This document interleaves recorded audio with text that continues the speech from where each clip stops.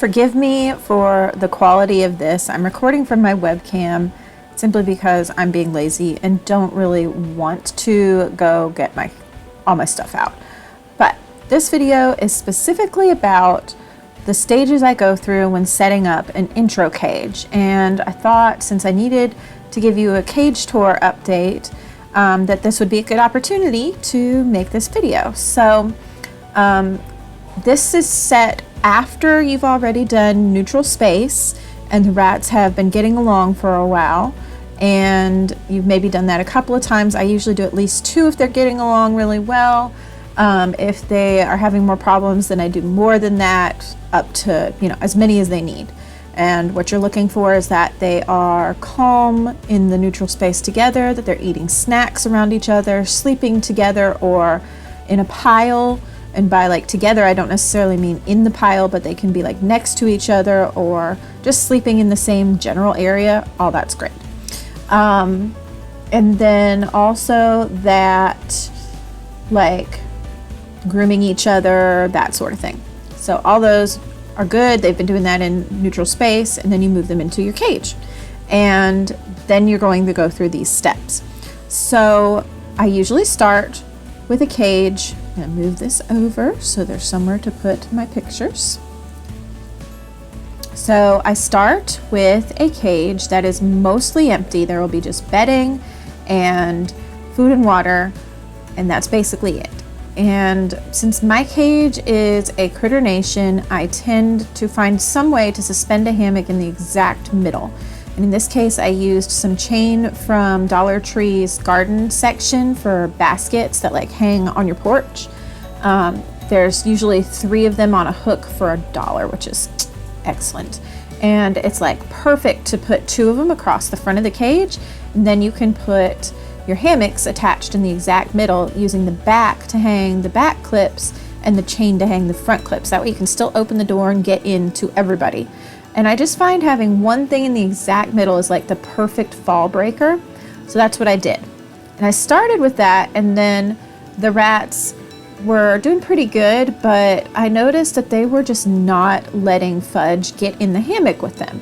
So after they had the hammock in overnight, I actually took it out and left them with nothing in the cage, just bedding, food, and water for probably 6 hours or so.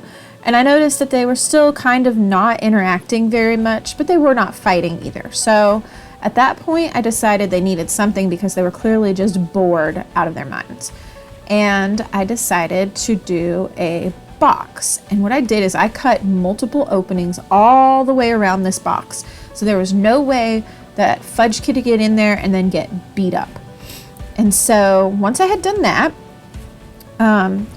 I left the box in for a little while, and then we went to this next step.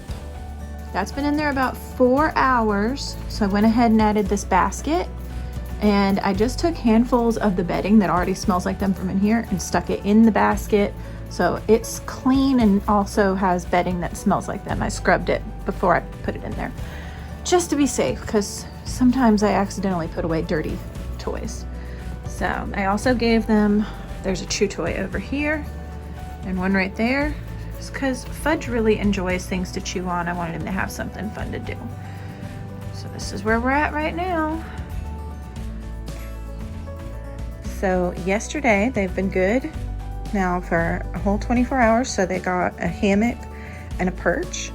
I put the hammock back in that they had when they first started. They were originally arguing over letting Fudge in the hammock, so I took it out.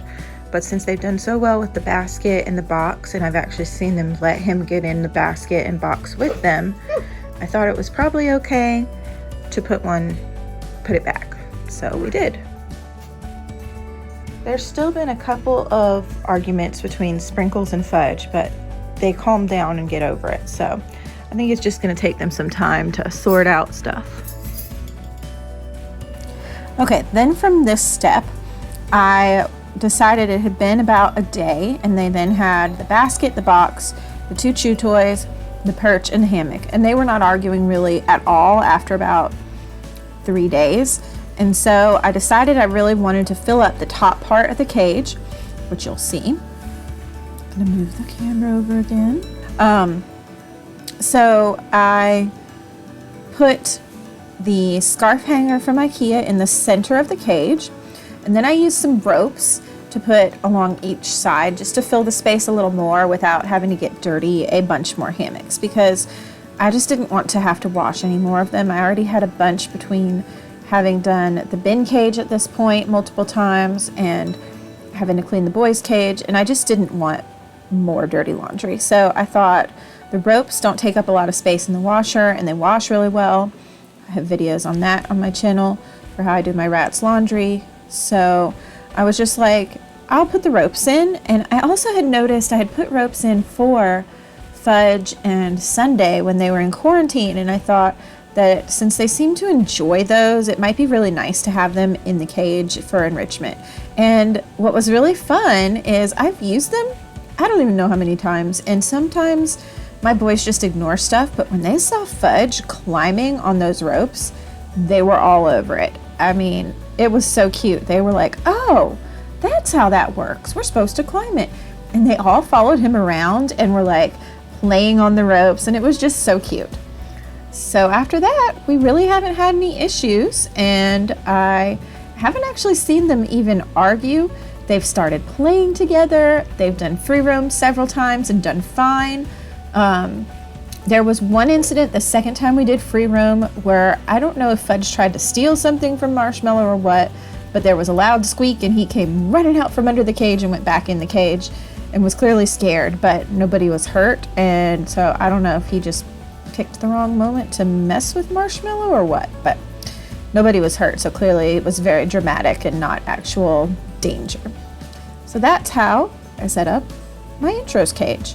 I do try to make it so that there's nothing really closed in for about a month. That means no cube hides, no pocket hides, no, I don't really use hides like the tree trunk or cardboard box houses that only have one entrance or anything like that. I try to use stuff that has multiple entrances. So sometimes I put in the toddler toys like the barn or the mailbox. If I put in a plastic house of some sort, it definitely will have two entrances. And I do lots of like climbing enrichment because that's an easy way to fill the cage up without having a place where someone can get trapped and beat up. And then after about a month, I can put whatever I want in there and they're usually fine. So that's how I do an interest cage. Hopefully this video has been helpful for you. If you liked it, I'd really appreciate a thumbs up.